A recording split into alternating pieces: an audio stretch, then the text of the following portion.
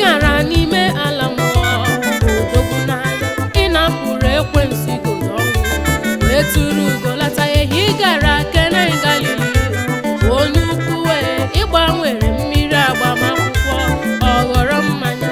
Ịbịakwara ụbọchị Pentikọst, onye ike ịmụgharịrị m Chukwu ọzọ wee nye ike ozi ọma. Mgbe ị hụrụ nwaanyị oruru ọbara, nwaanyị etie n'ike wee su ụdị ime mmụọ wee kpee ekpere. Ọ bụrụ na m metụ n'uwe gị aka, ị ga-eme ka m dị mma ọzọ wee nwere onwe. O were anya nke ime mmụọ wee ghọta, ewo n'ịbụ the healing dynamo, n'ịbụ Chukwu ka dibịa, ewo ọgba aka eje agha.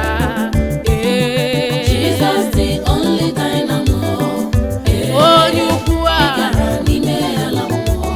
ị gara n'ala mmụọ merie, ị gara n'ala mmụọ tụrụ ugo.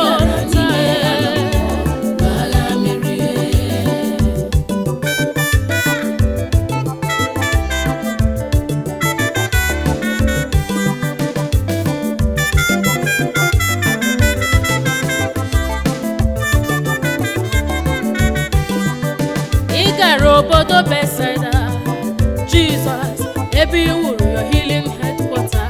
Na mbụ, onye izizi ọbụla danyere na mmiri ya ga-enwere onwe ya ma nwekwa ọgwụgwọ nsọ. Abịa na mmiri Bethsaida n'ezie, o nwere otu nwoke nke nọ n'ọrịa 18 iwe jụọ ya banyere onwe ya. Nwoke bido kọwakọ n'isi, ọ maghị n'ịbụ healing dynamo. O ji mmụọ nsọ eme ọjị, amen.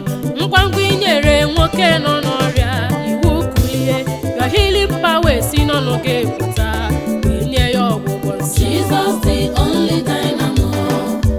Onye ọma, ị tụrụ ugo lọta,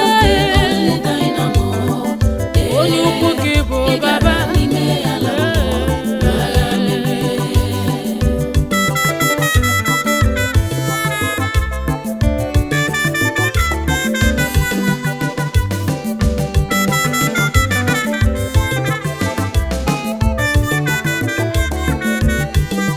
Mgbe ị bịara obodo Betani, ebube dike